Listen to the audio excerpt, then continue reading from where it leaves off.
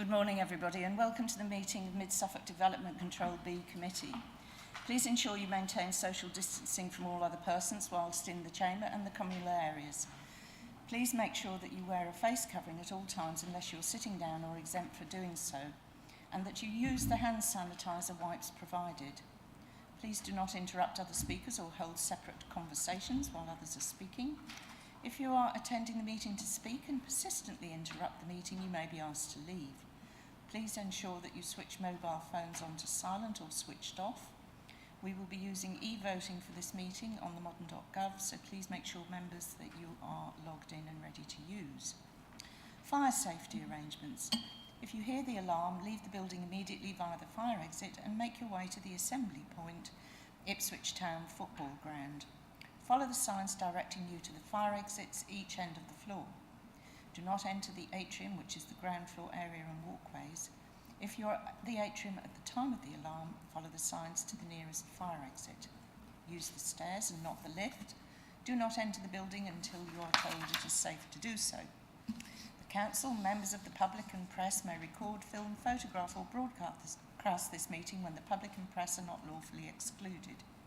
So we have the introductions today. We have John Pateman G, the Area Planning Manager, the Legal Advisor Ian Dupre, morning, and the Case Officers today, Jasmine Wyard, hello, and Governance Officer Alicia Norman. And we have Mandy, who's driving our machinery today.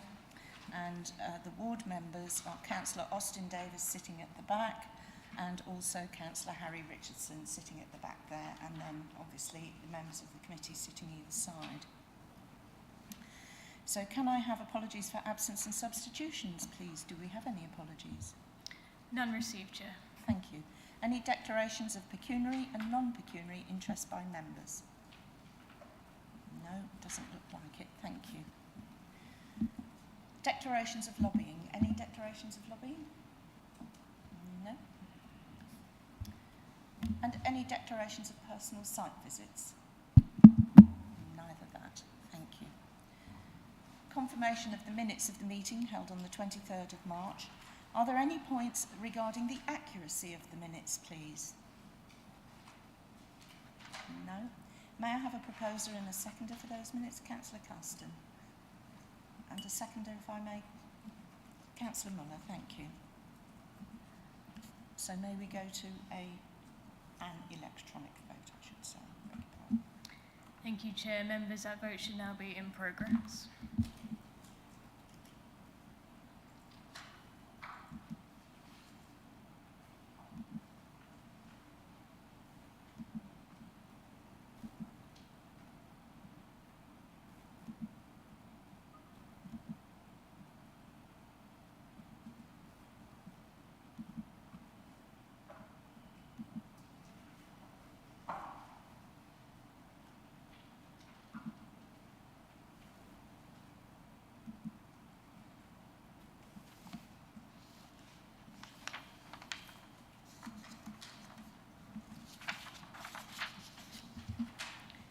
Councillor Warboys, are you having any issues with your ModGov? Have you voted?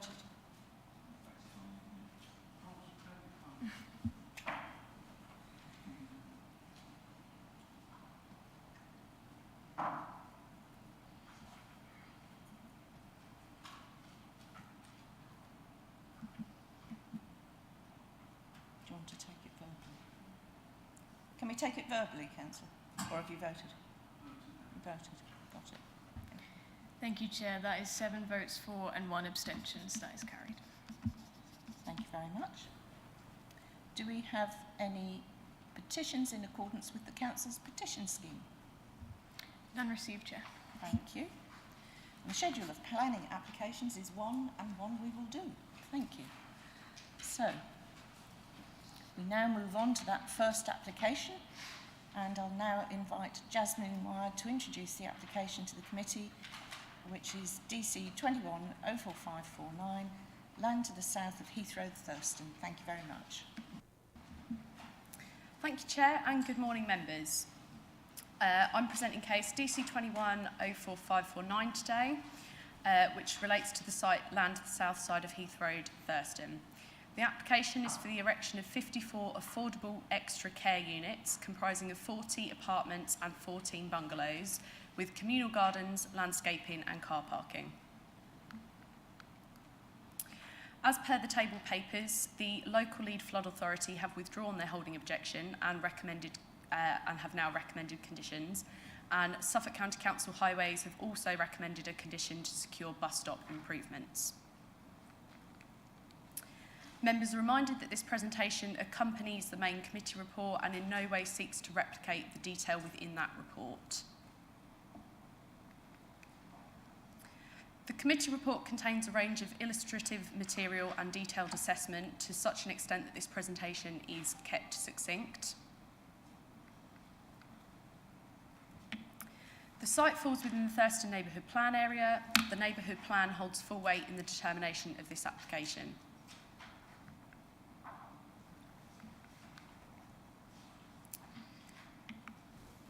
Thurston Parish Council support the principle of the development but continue to raise concerns relating to the EV charging points on site. As explained in the report, and notwithstanding the submitted information, it is proposed that a condition is included on any permission which requires additional EV charging points to be incorporated. Thurston is a key service centre as per the core strategy. To this end, Thurston is considered a reasonably sustainable location in the rural context and is the next sequentially preferable location after towns where CS1 seeks to focus growth. So in the geographic context, this is Thurston. As you can see, it's north of the A14, south of the A143 and east of Bury St Edmunds. Here we have the services and facilities within Thurston, with the site shown by that red sort of outlined area, with housing surrounding the site along the north and eastern boundaries. Here is the site location plan, which shows the site's boundaries. To the north is Heath Road and east is Maltings Green, and as you can see, it's surrounded by dwellings. As you can see, it's an edge of settlement location.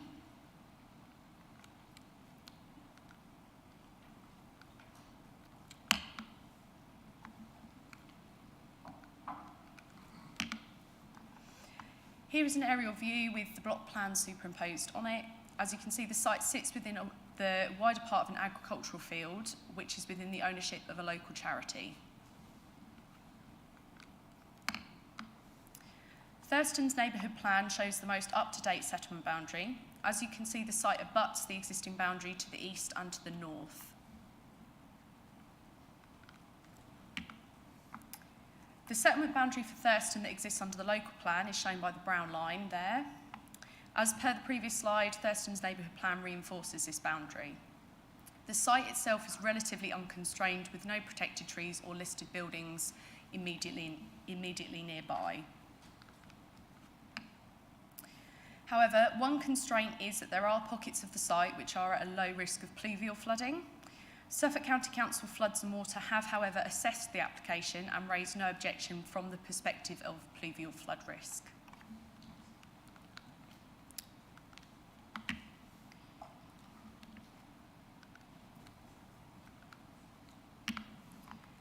The proposed layout plan shows one block of apartments, which is spread across 2 stories, and 6 blocks of bungalows as well. Parking is located to the periphery, with the access onto Heath Road located north-east, and landscaping is weaved throughout. To show you the proposed landscaping, there are kind of 3 distinct aspects of it. So you've got soft general landscaping, which is located along the northern, eastern and southern boundaries. You've then got the courtyard gardens, which are in that slightly darker green, which weave through the centre of the scheme, with a small area also located to the south. You've then got private amenity patio areas, which are provided for bungalows and ground floor apartments, and balconies to the first floor. Zooming in on the courtyard gardens, you've got a range of courtyard spaces which are included, connected by pathways, with seating areas and shade scattered throughout. On the right-hand side of the screen is the apartment block, one of the floors of the apartment block, with a terrace of bungalows shown on the left. All units are self-contained spaces with a bedroom, bathroom, lounge and living areas. Within the main apartment building, there is a bistro, cafe, sun lounge, activity space, staff offices, a staff room, health suite, scooter store and laundry room. As you can see from the elevations, the buildings are of a modern appearance with areas of articulation and detailing, creating interest and reducing one uniform mass within the street scene and on this corner of Heath Road. Here we have some CGIs of the buildings from different angles. I'll quickly take you through these slides, but they should give you a flavour of how it would appear within the street scene. So this first one looks along the frontage from Heath Road. Looking northwest through the site, we then have the terraced bungalows. Again, looking northwest, this is in the corner of the apartment block, showing structured landscaping with pathways, which aids permeability and legibility around the site. Finally, looking northeast through the edge of the site, you can see there is a heavily landscaped area along the western boundary, again with structured landscaping and seating areas. The proposal is supported by a specific neighbourhood plan policy as shown on the screen, so that's policy 3. Members have previously emphasised the importance of development that caters for the ageing population and those with a range of specialist care needs, which this proposal supports. Again, the spatial strategy within the neighbourhood plan, as per policy 1, does permit these types of schemes outside of the settlement boundary.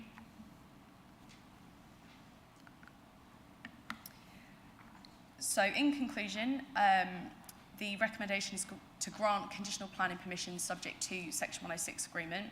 If members are minded to approve, as per the officer's recommendation, it should be noted that in addition to the recommendation made within the committee report and tabled paper, in order to secure the 100% affordable housing in perpetuity, the recommendation will also need to be subject to a Section 106 agreement as on the screen. Thank you for listening. And thank you. Can you just confirm my omission, possibly, regarding a condition for a bus stop? Was that in the table papers? I'm sorry. Yes, yeah, it should be, yeah. Yeah, that's important for us to make sure that's there. Thank you. Right, members, do you have questions for the officer, please? Councillor Norris, thank you.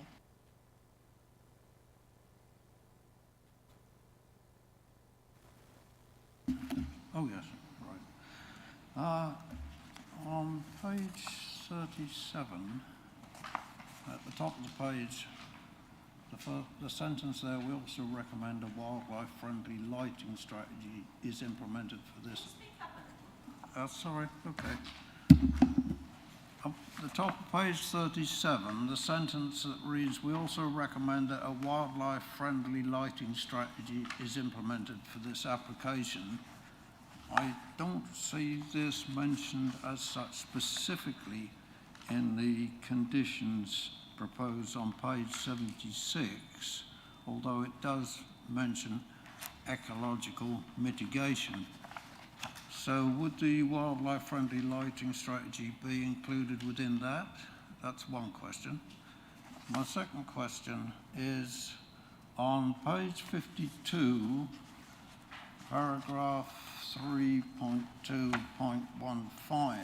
when I can find it, it does mention disabled parking spaces, and it also mentions secure covered cycle parking further down. Well, I can see the secure covered cycle parking in the conditions on page 76, but I don't see any mention about the disabled parking spaces. Thank you. So, taking your first question, so the lighting strategy would be included as part of the ecological mitigation measures, as it specifically relates to obviously wildlife sensitive lighting. In terms of the disabled parking, I don't believe that I can see that it's noted down, but it's certainly something that we intend to put on there, so we'll kind of add it onto that list of conditions. Thank you.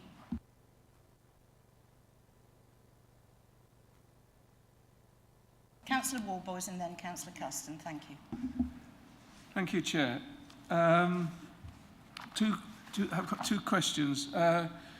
One is on page 33. There's, it mentions about wheelchair accessibility.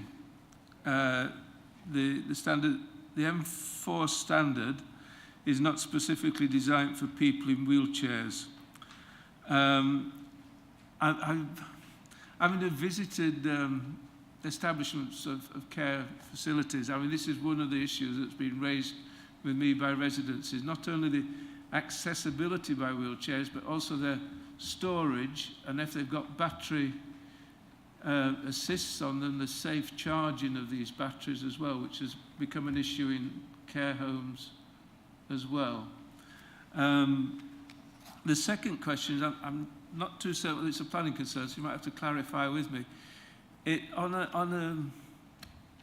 a sort of unified development of this nature, is it possible to put in some sort of strategy for energy use, such as the installation of photovoltaic cells and the sort of strategy for the energy efficiency of the buildings? And that is mentioned in the Neighbourhood Plan, where they're talking about design, but also, I've forgotten where I've put it now, a response to the climate change, basically, that they want energy efficient buildings. And Councillor, that's two very good points that I actually brought up at the briefing, so I'm hoping the officer will be able to give us the answers. Okay. Yes, so taking your first point, in terms of the wheelchair accessibility, it has been confirmed by the applicants that the scheme is to be designed in line with Part M and the wheelchair design guide. So there will be full access across the scheme to wheelchair users. Individual units are based on individual care plans and the requirements of the residents. So the plans are designed to allow for adaptations, such as hoists across the scheme. All of the apartments and bungalows will be fitted with Housing 21's motion spot shower room specification, which is fully adaptable and suitable for wheelchair users as well. In terms of the storage of wheelchairs and the battery storage as well that you mentioned, probably best to defer that question to the applicants. In terms of the energy usage, obviously there are a suite of sustainability measures that are included within and detailed within the committee report. Last year, in terms of why solar panels specifically haven't been proposed, we've got some wording from the applicant, which is last year Housing 21 conducted a review of the impact of environmental and sustainability targets on their new build development schemes and how they would achieve lower energy usage and reduce carbon emissions through their designs and specification. This review resulted in a new specification in order to reduce the carbon emissions, which is reflected in the proposed scheme, which takes a fabric-first approach with U values well below building regulation requirements, with a high degree of airtightness, with non-fossil fuel heating and hot water systems being used. All of their schemes are gas-free as well. Thank you. Thank you, Madam Chairman. In this scheme, is there any specialist provision for ambulance parking? I don't believe there's specialist parking as in designated bays. You might want to ask the applicants that, but in terms of the overall parking provisions and whatnot, obviously there is access and yeah, it would be able to accommodate ambulances and emergency vehicles if needed. Thank you very much. Right, so thank you. I will now invite the Parish Council representative, Julian West, to speak. And you have 3 minutes, Julian, Mr. West. So if you just press the button, then you should be able to speak. Good morning, ladies and gentlemen. Overall, the Parish Council is pleased to be able to support this application on the grounds that it will bring a much needed facility to the parish of Thurston and mid-Suffolk in general. The Parish Council feels that this development fits in with the Thurston NDP with reference to Policy 1D Spatial Strategy, development proposals to meet specialist housing and care needs on site that are outside the settlement boundary will be permitted where it can be demonstrated that no available and deliverable site exists within the settlement boundary, and Policy 3, meeting specialist care needs. in order to address the care needs of older people in Thurston, the provision of specialist care facilities Class C2 is supported. This includes the provision of residential care home. The Parish Council is aware that this site lays adjacent to the built-up settlement boundary, as defined in the Thurston NDP, but it is of the view that it represents a sustainable site for development as per proposals being discussed, and as such should be considered as being in general conformity to Thurston's development plan. The Parish Council also considers the benefits of this proposal are material considerations and will include the provision of a much-needed facility which will assist with specific housing for older people, provide contribution to the local economy and the local environment. However, the Parish Council is concerned that the limited proposals being offered in terms of assisting with measures to reduce contributions to climate change and would like to see further measures conditioned at this stage. It is noted that the applicant, in direct communication with the Parish Council, has stated that they will ensure the installation of EV charging points is future-proofed to allow easy expansion of the number of charging points if and when future demand increases. Currently, there will be 2 electric vehicle charging points installed within the communal parking areas to the scheme, along with infrastructure part of the development to facilitate future such installations. This provision is felt to be insufficient for future needs, considering the sale of fossil fuel cars and vans will be prohibited in the UK from 2030. The Parish Council would like to see further EV facilities installed and notes the EV charging guidance within the SCC parking standards, revised 2019, that residential institutions should have 15% of all parking spaces to be fitted with a charging system, with an additional 15% of parking spaces with the infrastructure in place for future connectivity. The Council would further like to ensure that there is sufficient secure covered cycle storage for not only residents but also employees. Cycling is an option around Thurston as all roadways are safe enough for all levels of the population, and infrastructure plans are underway to ensure that there are genuine alternatives to the use of the car. The Parish Council agrees with the premise that the employee cycle storage should be in a lockable facility away from public access to ensure the opportunity to maximise the uptake in cycling among staff is achieved. In conclusion, the PC would recommend conditions related to the provision of EV charging points and associated infrastructure along with adequate cycle parking provisions. The PC would also like to see much needed medical facilities available, one line, to the community that are mentioned but not promised by Housing 21 in their original presentation. Thank you. I think, just to confirm some of the points there, I think...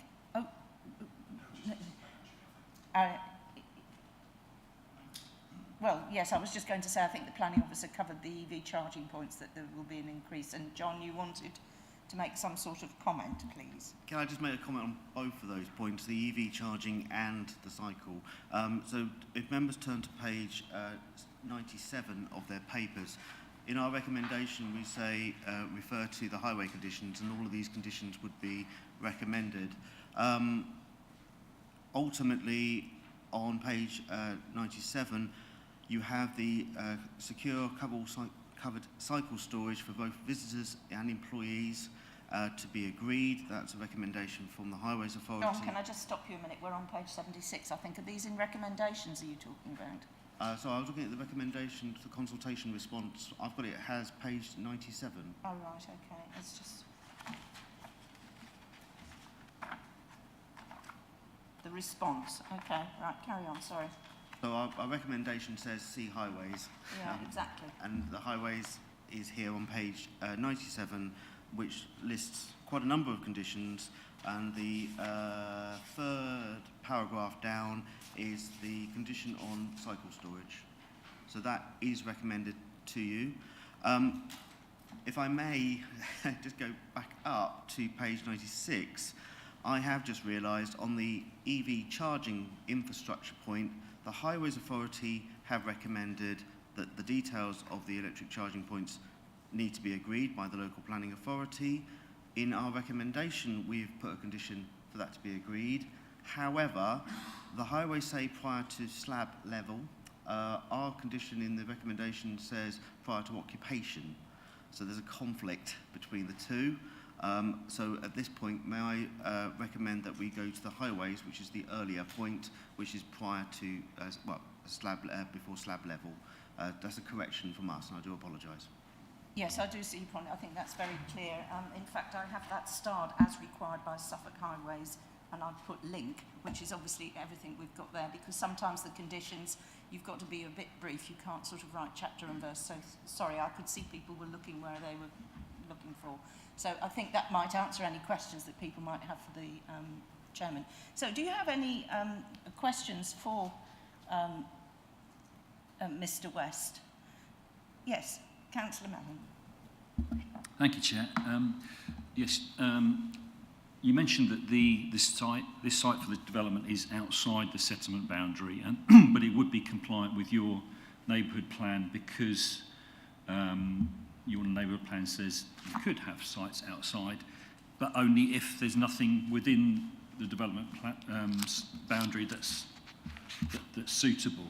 So can you confirm that there is no other site within your development boundary that is suitable? Yes, I can confirm that there is no other site suitable for this sort of application. I'm sure that was questioned right at the beginning, Councillor. It's a first point, I would have thought. Any other questions for the Parish Council, who gave a very fulsome debate? No? Thank you very much. And we now invite Mark Slater, who is the agent, to speak. And you too have 3 minutes, please. Thank you. So good morning, members. Thank you for giving me the opportunity to speak today in favour of the planning application. So I'm Mark Slater, work for West Body Arcadia, who are the architects for the scheme. I'm attending this meeting with Peter Smith from Housing 21, who are the applicants. Firstly, I think I'd like to make it clear that we went through a formal pre-application process with the planning team at Baber Mids, Suffolk, because that's just not noted on the report. We also fully engaged with members of the local community, including Thurston Parish Council and members of the public, who are 70% in favour of the site being developed for the extra care. We've had regular discussions with officers since our application was submitted as well. So just to explain a bit about the scheme, it's an extra care scheme for older people. Extra care offers an alternative to institutional care homes, providing care-ready housing choice, and crucially will enable local people to live safe, happy and independent lives, at the same time as reducing the burden on local NHS services. Extra care offers individual self-contained apartments and bungalows for residents, as well as the communal facilities described earlier. There are care staff on site 24/7, and there is much research demonstrating the very great benefits that extra care living brings. Housing 21 is a not-for-profit housing association. Its core goal is to cater for older people of modest means. This scheme in Thurston will be 100% affordable, providing housing to the local communities most vulnerable, as well as freeing up larger family homes in the area. The proposal is fully supported by a Thurston neighbourhood plan, and as already stated, although it's outside the development settlement boundary, there is an exception that allows this type of specialist accommodation to be located outside.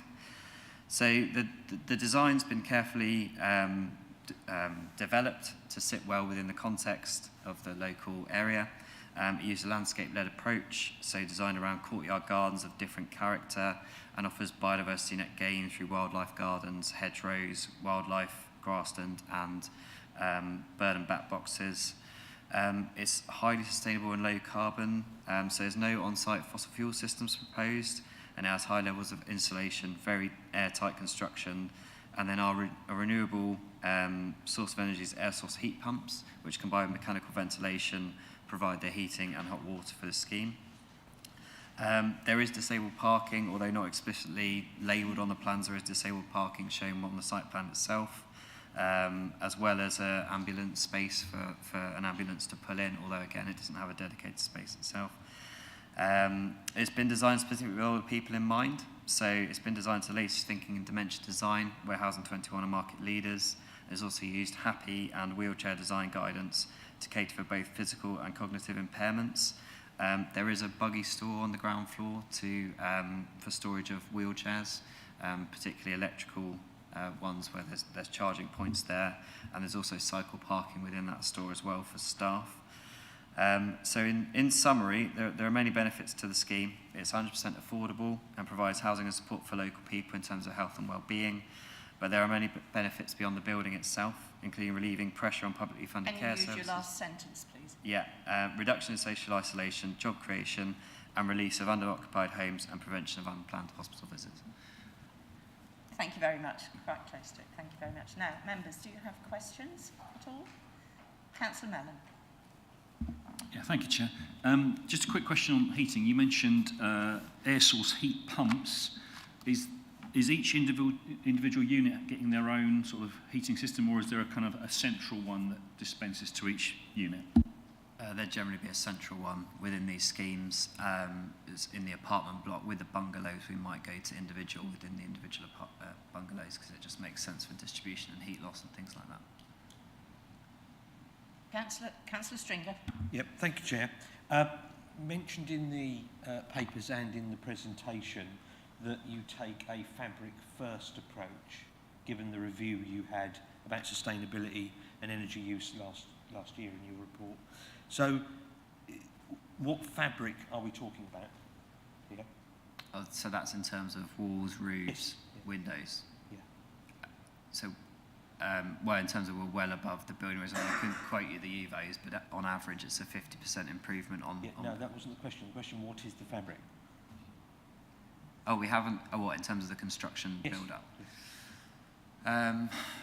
I mean, we haven't done the detailed construction packages yet, but Right.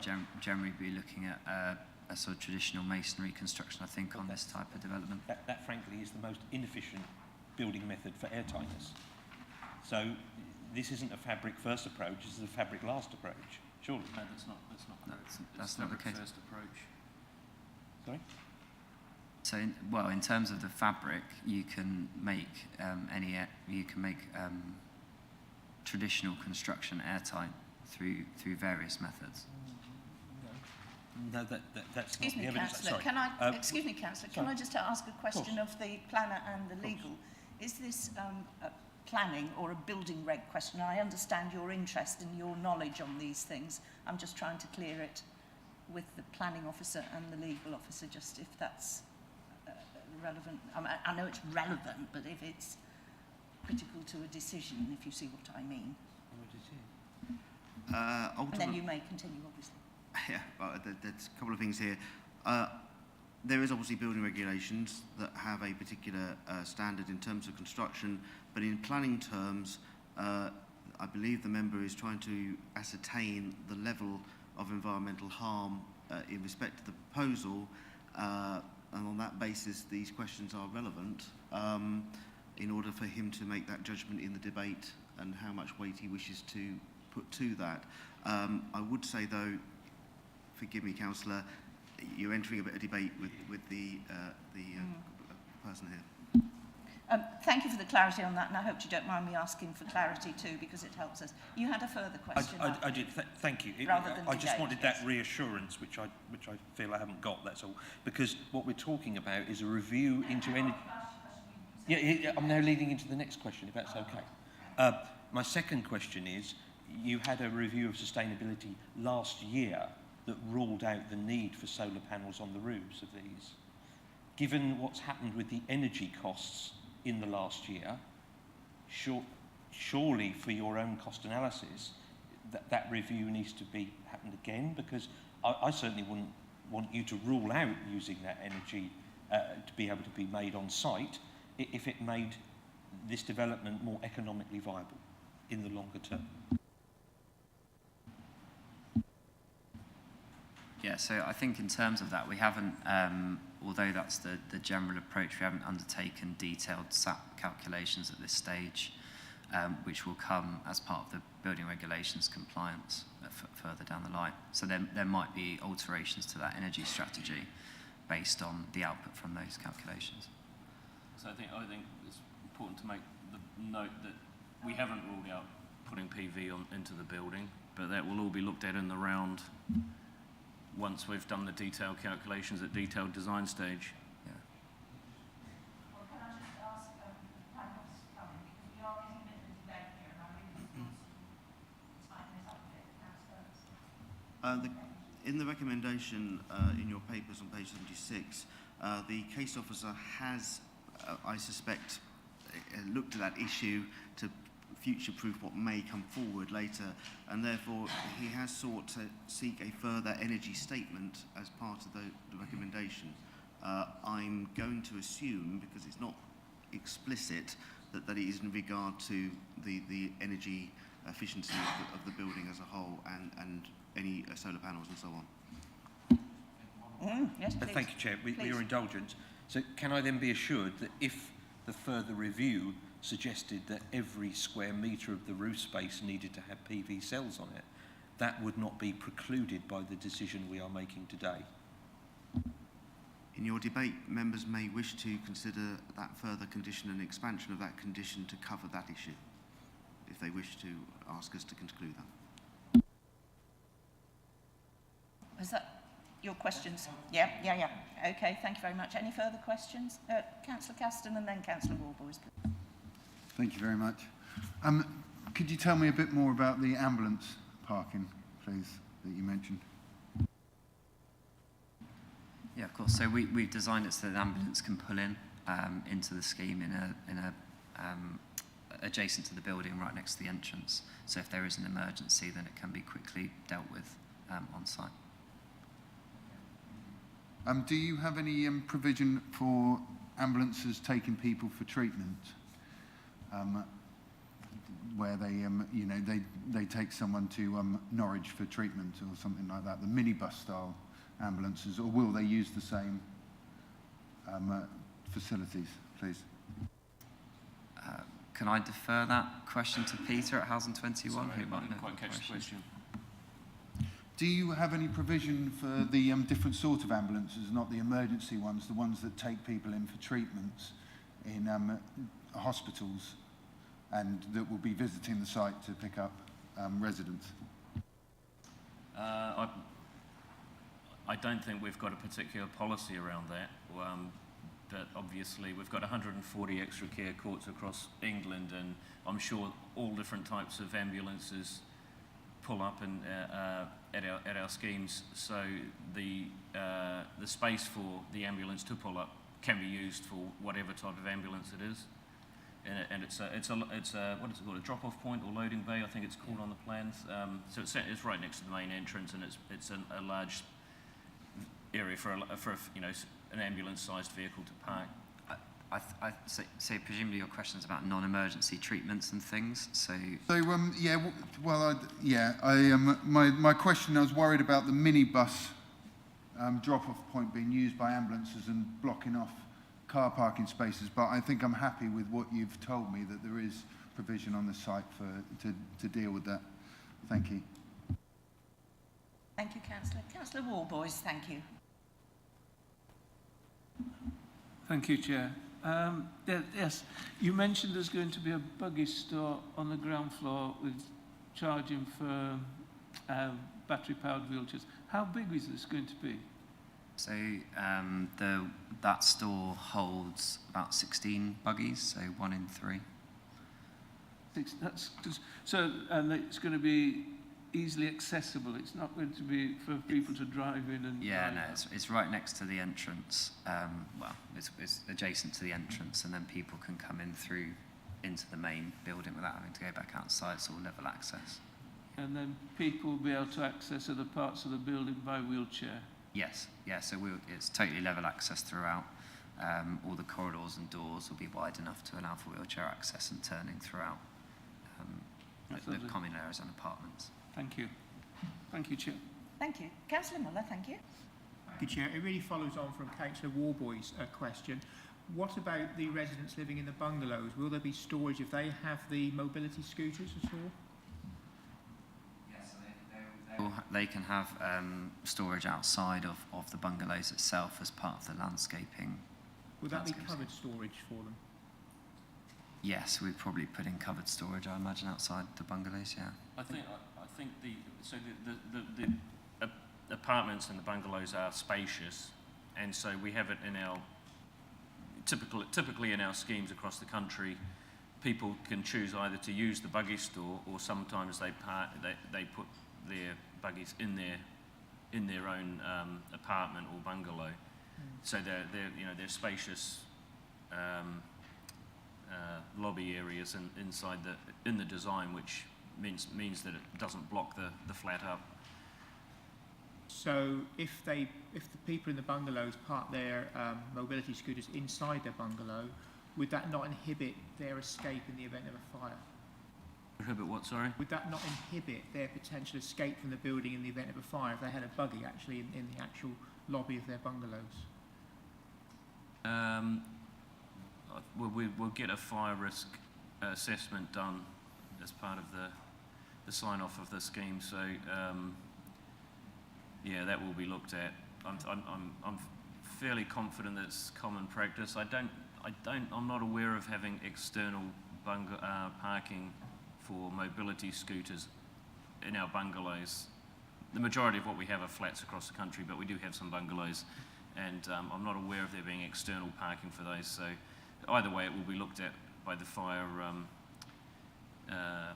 consultant. Thank you very much. Thank you, Chair. Did I see one more hand up? I can't. No? Thank you very much indeed. We now move to the ward members, and may I ask Councillor Austin Davis to speak as ward member first?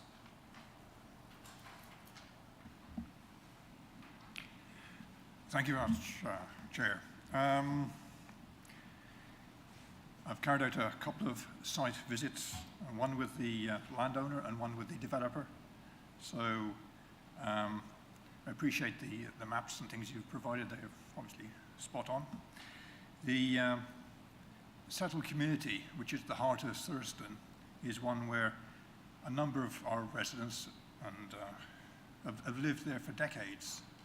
And at the moment, without this development, they would have to move away from our village if they were to seek this type of accommodation.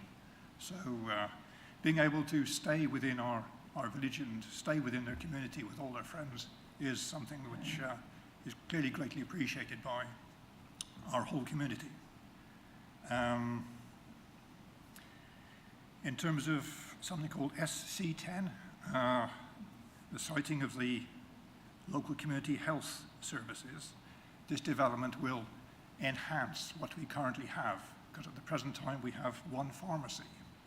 That's it. So the development does include a consulting room where residents can obviously receive medical visits, and I understand the developer is open to seeing how that internal facility can be made more widely available to our whole community. Moving on to the, you'd expect coming from this sort of colour, the green elements. The development will clearly enhance the ecology and biodiversity of the area with the provision of flower gardens, orchards, vegetable patches, as well as some rainwater harvesting to help those plants thrive in this new environment.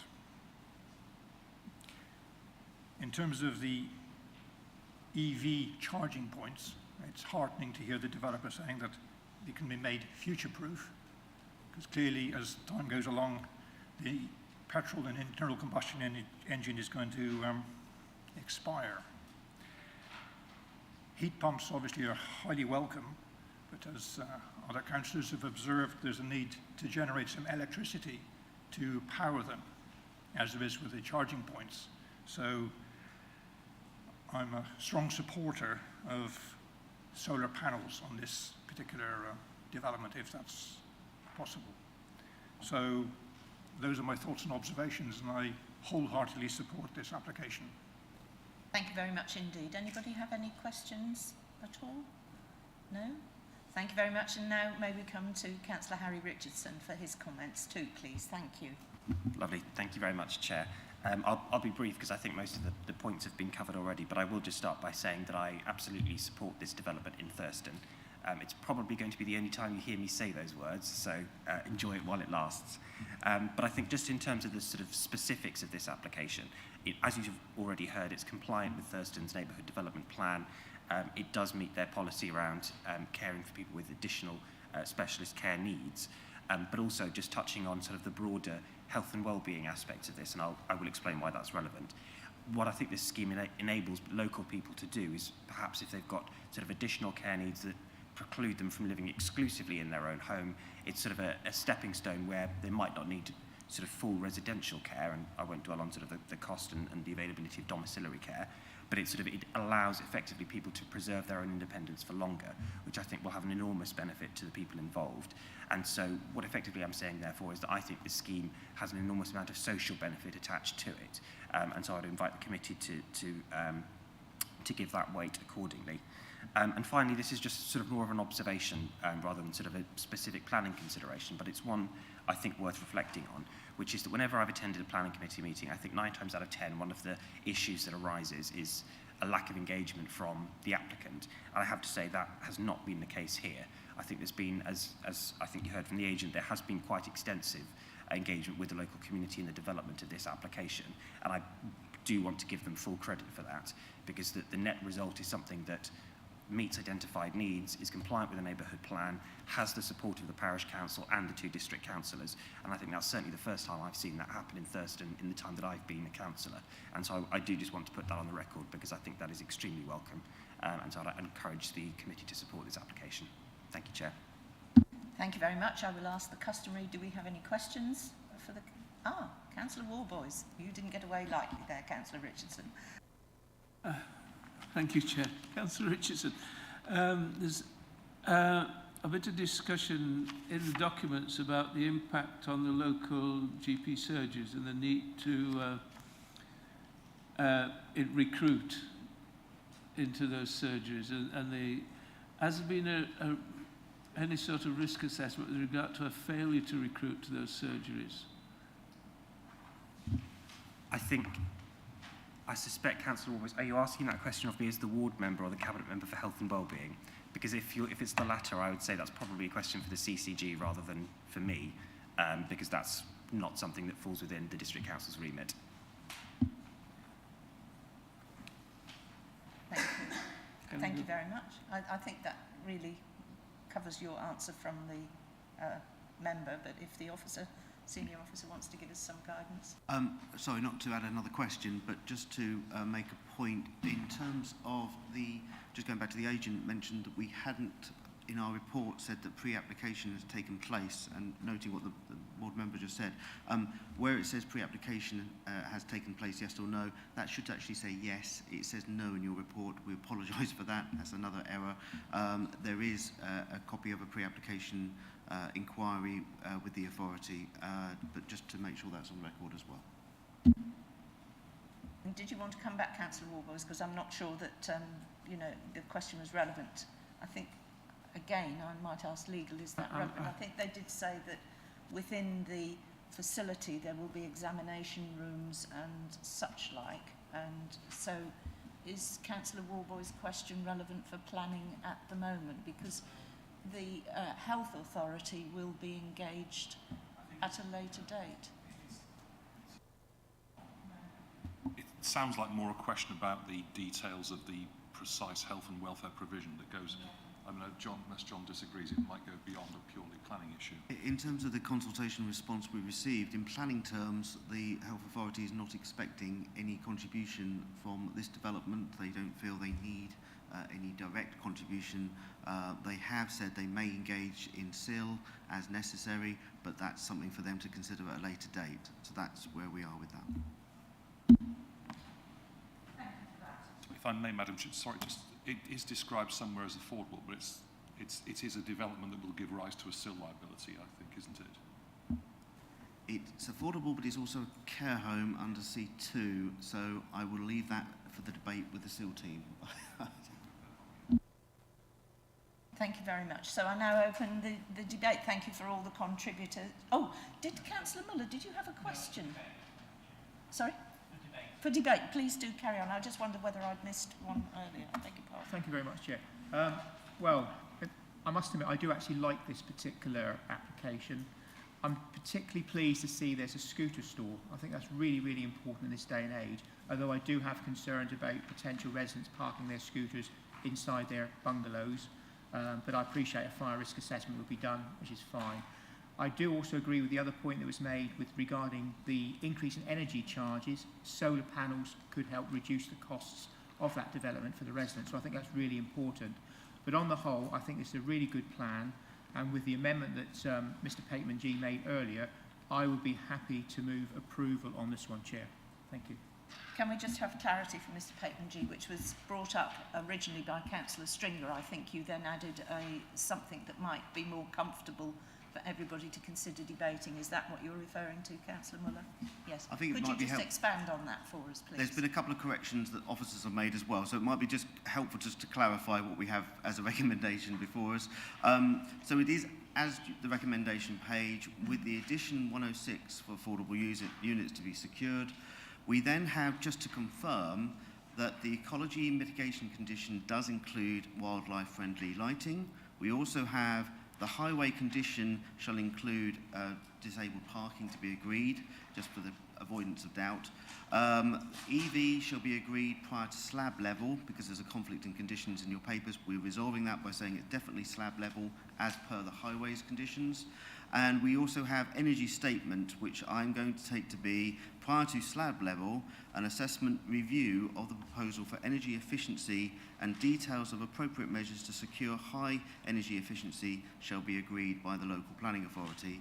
And that's all I've got so far. I have a proposer. Do I have a second? Councillor Caston. I'll just talk on it, and then I'm quite happy to second later, but I just want to bring something in. I think this, I like this, like Councillor Muller. I think this is a really good design. It's a provision of a need. It's compliant with the neighbourhood plan. These are very efficient houses in the layout, and we need places like this. The only one thing about this that's sort of is a very minor detail is this minibus drop-off area that's marked out on the actual road. A better design for me would be if we cut into that grass area and brought that minibus parking into a sort of lay-by area, so it doesn't block off the 4 parking spaces, and it doesn't, ambulances and other vehicles can use that without being in the way of the car parking provision. But I think that's up to this committee to see if they think that that's something that they'd like to bring into this. But before we go on that, I was really asking for a seconder, and then we could talk to the motion, and then you could bring up all those points and see if you wanted to bring that in. Am I right, Ian? The way forward is that way forward, rather than starting to amend it before Councillor Muller's motion is amended, if you see what I mean. So yeah, well, I don't think this amendment's going to be a massive problem, so I'm quite happy to second. So we've got that second, and then now we're coming back to see. Thank you for that. Just to see whether, can we ask the planning officers whether that's a feasible suggestion, to see if I can then put it to Councillor Muller. What it'd be quite good to have a map, have we got anything that so could show us the car parking? Yes, thank you. Where you're coming from.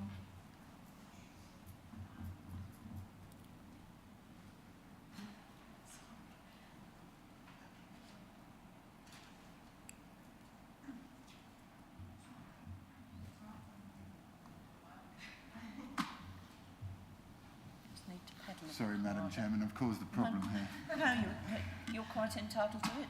Everybody's entitled to cause problems. It's not a problem, it's an issue.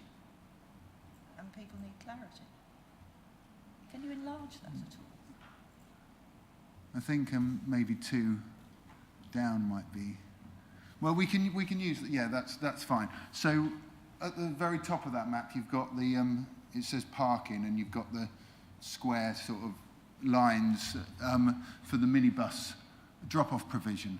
Now, if that was brought into that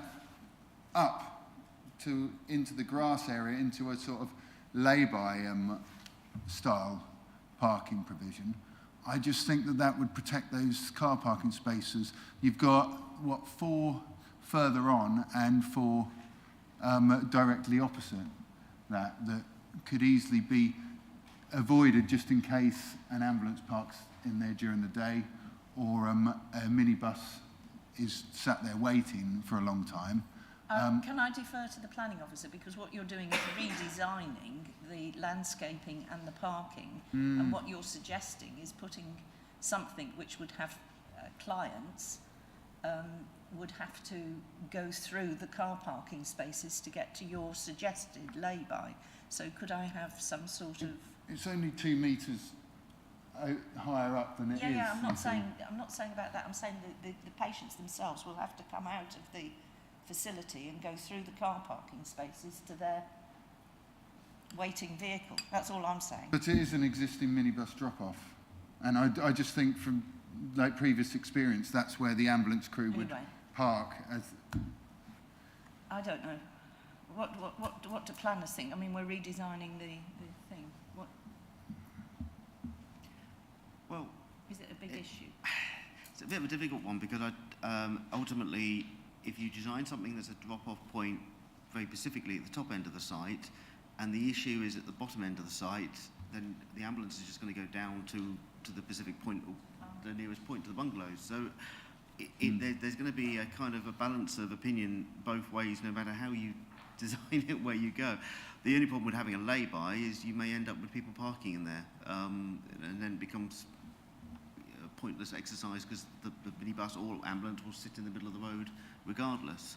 Can we wait and hear what the rest of the members... Yeah, I don't know how to... No, I'm not an expert in that field. Steer from the committee.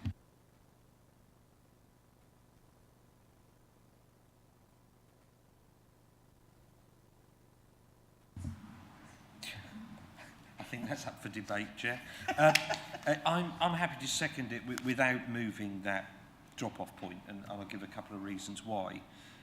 If an ambulance pitches up in the drop-off point, it's an ambulance, it's an emergency. They pop up everywhere, sadly, on occasion, and people have to be patient around them. If a minibus is dropping off there, I think the clue is in the title, dropping off.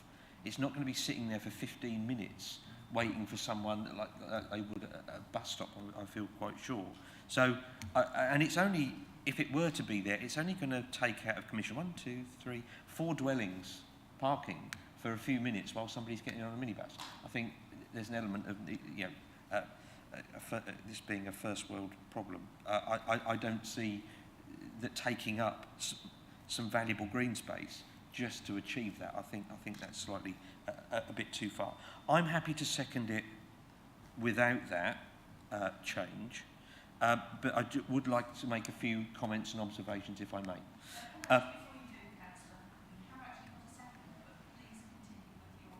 Fine, okay. Will do. I have some experience of a Housing 21 site in Hawley, and I have to say that has been a complete asset to the village and to people's livelihoods, etc., and a way of people, as it were, downsizing financially while staying in a community. I quite like the use of the gardens, where there's different gardens. I did think I could almost have a holiday here with all the different garden areas and stuff. I thought it was very, very good. I have a slight concern about the building fabric, because it is more difficult to enhance the airtightness standards of a masonry build as a given other building techniques. I also think we need to be slightly mindful of just saying, well, okay, building regs will sort that out. Building regs will come up to the current building standards. That's it. If we want to make it go beyond that, we have to stipulate. I do think it would benefit from having a look at the current situation in terms of energy costs, as to whether this development should not only just consume energy but also generate it. I think that's probably something that ought to be looked at. But so long as approving this today doesn't preclude that, I would be happy to second it, and I welcome this as a fully compliant neighbourhood plan development within the settlement of Thurston. That's quite a rarity and a welcome addition. Thank you, Chair. Thank you for those helpful comments. Anyone else wish to comment? No? Councillor Gould, thank you. Thanks. Just briefly, and very much in support of the proposal. Not only I think is it a well-considered, attractive development, and to me it speaks more of the kind of luxury conversions you see spattered across the pages of the Sunday Times, rather than extra care, affordable homes. I applaud the design and the layout. And for me also, the fact it's creating a provision that is so much needed and will save pressure on parts of the health and social care system, which is very much needed. So I absolutely applaud this proposal and I'm very happy to support it. Councillor Warboys, thank you. Yes, I think I'm very pleased with this development. I think it's an excellent design. It allows for provision for the charging of wheelchairs, etc. It's a good design. I am a little concerned, though, about, I found it on page 28 about the West Suffolk CCG able to make a bid to be a SDC for SIL funding, and that be assessed on its merits in the normal way. I think this development, providing special care as it does, much needed special care, and I'm very much in favour of it, will have an how can I put it, an extraordinary impact on the local primary care provision.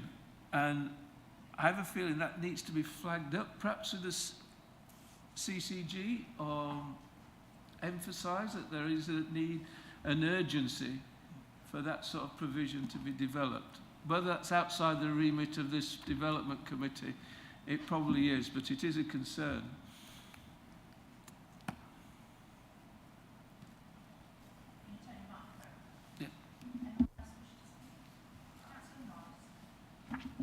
Thank you very much. I'm very much in favour of this development.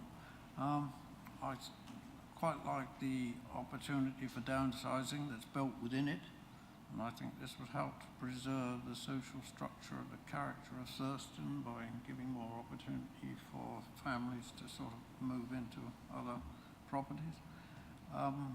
Subject to the addition of the disabled parking spaces on the proposed conditions on page 76, I'm quite happy to support this application. Thank you. Thank you for that. Anyone else wish to speak? I'm not going to repeat everything of all the good that everybody has said. I remember 12, 14 years ago, we had a similar, but not as good as this application at Claydon and Barham, and everybody was gnashing of teeth and didn't want it and all the rest of it, and it sits very nicely in Barham. I've been up to that development. It's absolutely essential that we need it. Tim Passmore was the leader at the time, and I said Mid-Suffolk should be promoting these sorts of developments. And it's been slow coming, but this is an excellent, excellent application, and I just want to support it fully. Having spoken as the chairman now, may I come back to the two proposer and seconder and wonder if the comfort is still with Councillor Caston with what we have on the table, with the additional reading that the planning officer has said. Are you happy that maybe we're not wishing to amend any parking areas? Yeah, I think the steer I got from the committee is they're not too worried about that as an issue, and it is a small issue, but for me it's a reasonable issue from my previous time as a first responder. And I will say these minibuses, okay, they do drop off, that's what they're called, but they also pick up, and that takes time. But I'm quite happy to leave that there. I've had my say now, and yeah, as we've spoken about the recommendations. Thank you. So I have a proposal and a seconder. May we go to a vote now, please? Thank you, Chair. Members, your vote is now in progress.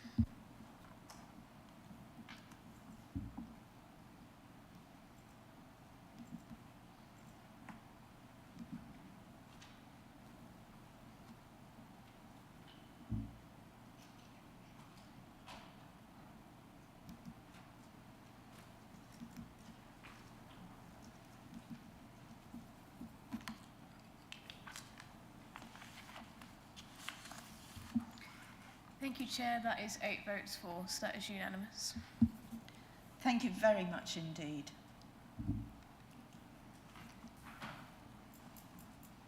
Do we have any site inspections? None received, Chair. Thank you. The next meeting of the Planning Committee will be on the 18th of May 2022, King Edward Chamber in the Endeavour House.